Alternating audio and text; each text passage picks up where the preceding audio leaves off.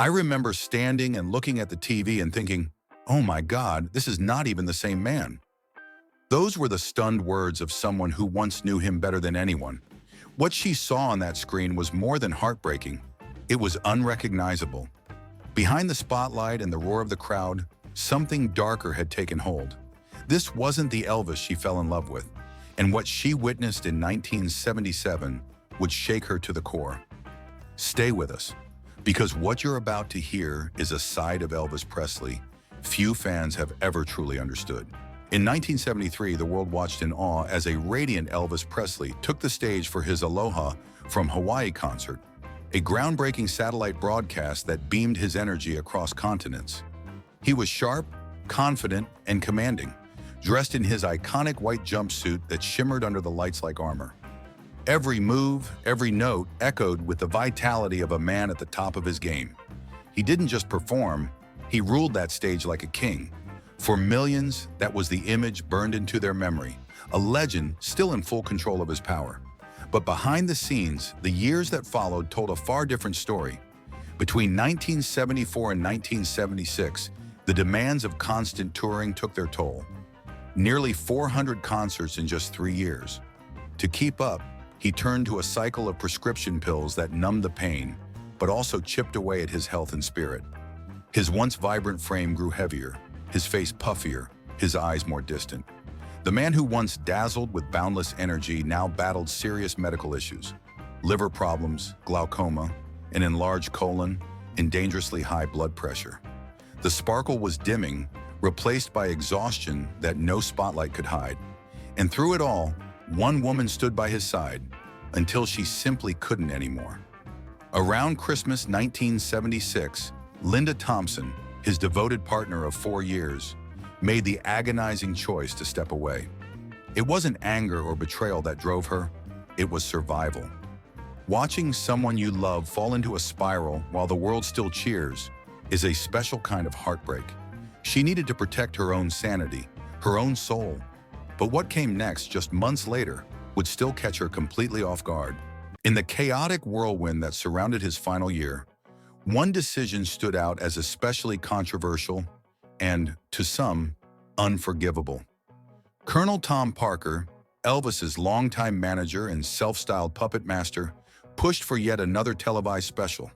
It would be the third of its kind, a chance to showcase Elvis to the world once again. But there was a chilling disconnect. The Elvis the world remembered wasn't the man who would be stepping in front of the cameras. Those close to him saw it. He was frail, exhausted, and not in any shape to carry the weight of another national spotlight. Still, the show went on, not because he was ready, but because the machine around him never truly stopped turning. The cameras rolled in June 1977, capturing footage from 2 concerts in Omaha, Nebraska, and Rapid City, South Dakota. Less than 2 months later, Elvis would be gone. The special titled Elvis in Concert became an eerie time capsule, one that no one could have expected to hold such haunting significance. It was finally broadcast on October 3, 1977, just weeks after the world had learned of his sudden and shocking death. What was meant to be a triumphant return to TV screens became something far more difficult to watch. A man pushed to perform, visibly struggling, singing through pain with flickers of his old brilliance peeking through the shadows. In the years that followed, Elvis in Concert became a source of heated debate. The Presley estate, fiercely protective of his legacy, made the decision not to release the footage commercially. Their statement was clear. It wasn't representative of the Elvis they wanted the world to remember. The world had seen him vibrant and electric. This, they felt, wasn't the final chapter anyone should relive. They acknowledged that while there were incredible moments in the special, the overall condition of Elvis at the time was far from his best. And to expose that to mass consumption felt, in their words, inappropriate. But for those who were there, those who knew him, it was more than just inappropriate. It felt like a betrayal. Jerry Schilling, a close friend and longtime member of Elvis's inner circle, voiced what so many others were thinking when he saw the broadcast. How could you let him be filmed looking like that?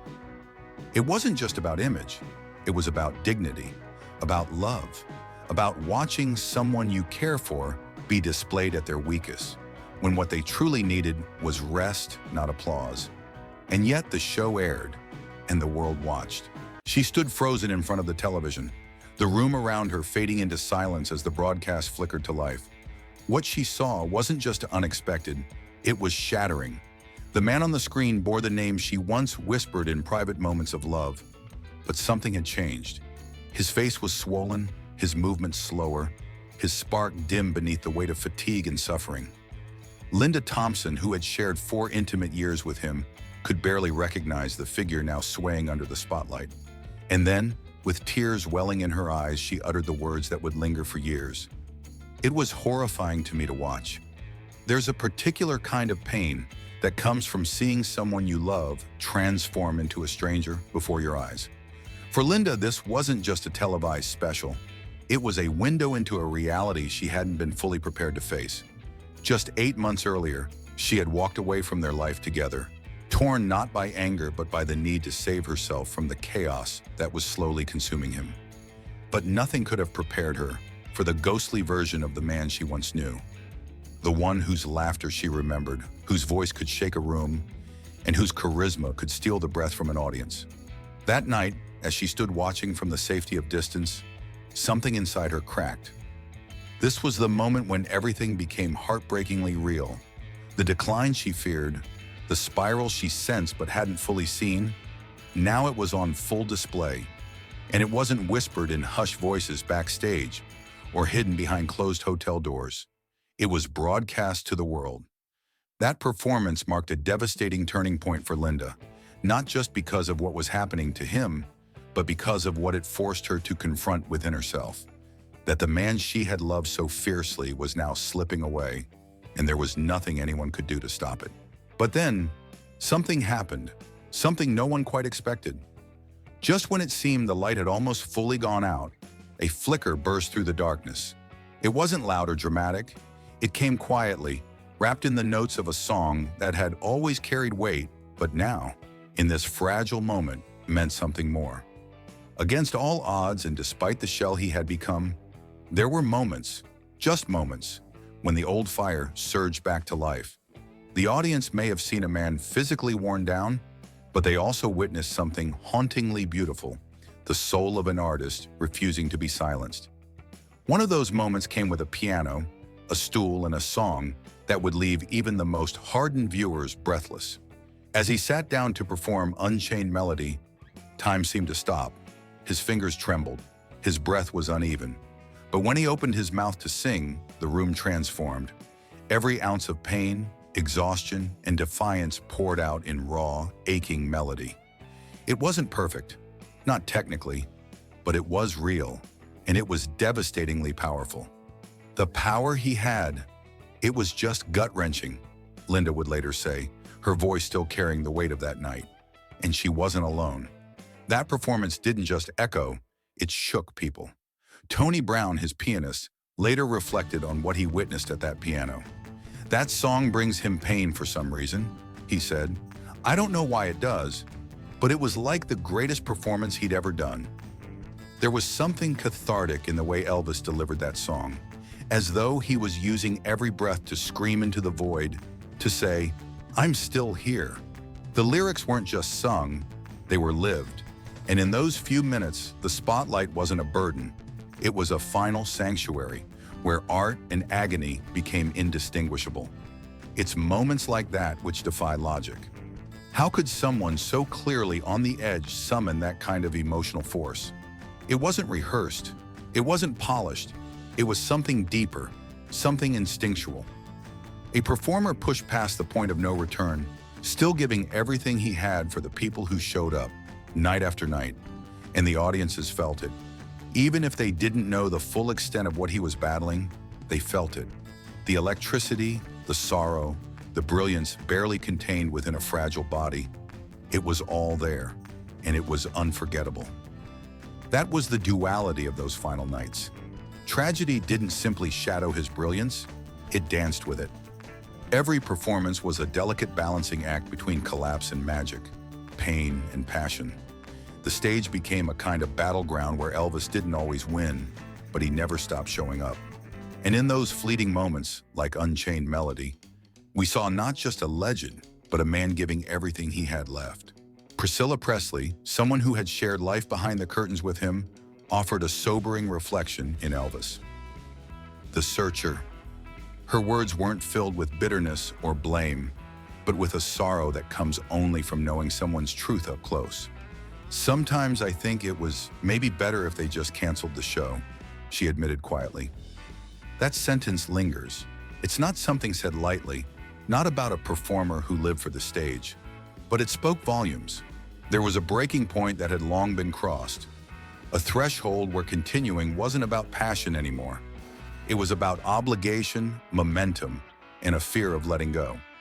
Renowned rock writer Nick Cohn, too, saw past the rhinestones and stage lights to something far more tragic. In his eyes, the spectacle of Elvis in those final years wasn't just about deterioration, it was about punishment. Night by night, he said, it became harder for him to carry on being Elvis. The drugs, the excess, the relentless touring, they weren't just vices or coping mechanisms, they were symptoms of a deeper struggle. Cohn believed Elvis was enacting a kind of self-destruction, a slow unraveling under the crushing weight of the icon he was forced to inhabit. And each time he stepped on stage, it was less about performing and more about surviving. Because in the end, this wasn't merely a story of failing health or a fading voice. It was the slow erosion of a man beneath the towering myth that had been built around him. Every night he put on the suit, stepped into the spotlight, and gave the audience what they came for, even if it cost him more than anyone knew. Behind the glamour was someone exhausted by expectation, overwhelmed by the pressure to always be larger than life.